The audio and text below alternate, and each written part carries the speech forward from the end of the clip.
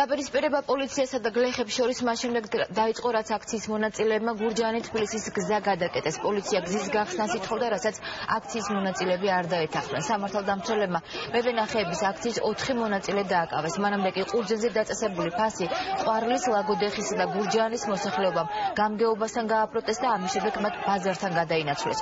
გლეხები სოფლის მეურნეობის მინისტრის და ბიძინა ივანიშვილის ადგილზე ჩასვლას ითხოვენ. მევენახეები ამბობენ, რომ ყურძენზე რეალური ფასი მათთან შეთანხმებით უნდა დაწესდეს. მოგვიანებით მათთან რთველი 2015-ის საკოორდინაციო შტაბის ხელმძღვანელი მივიდა.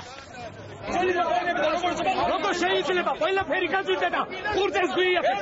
ვირდგინდათ, რომ გლეხმა ზამთარი გაიტანოს. სახელმწიფო დაგეხმარება თუ ყურძნის ყიდველი არ გამოჩნდა და თუ დაიწყო სახელმწიფო ჩაიბარებს. როგორ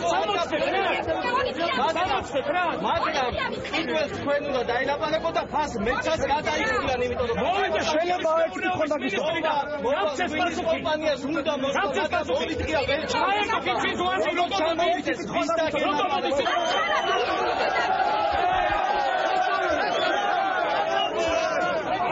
დანაპირები შეასრულოს ივანიშვილმა. ის გვეუბნებოდა, ლარზე ნაკლები არ იქნება ყურძენიო და სად არის ეს დანაპირები? პირველ რიგში მაგას ვითხოვთ. გამოგზავნდეს და დაგვიდგეს აქა და გვიპასუხოს ამ საკითხზე. ერთი თვე ნუ აიღებენ პრემიებს და ის პრემიების თანხის მაგიერ გაგვიზარდოს სუბსიდია ქაწითელზე ლარამდე და საფერავზე ლარ ნახევრამდე. არაფერი მოაკლდებათ იმათ ჯიბებს და იმათ სტომაქებს. გლეხს ნუ დაჩაგრიან, იმიტომ რომ გლეხის დაჩაგრეთ ეგრე არ ჩაუვლით.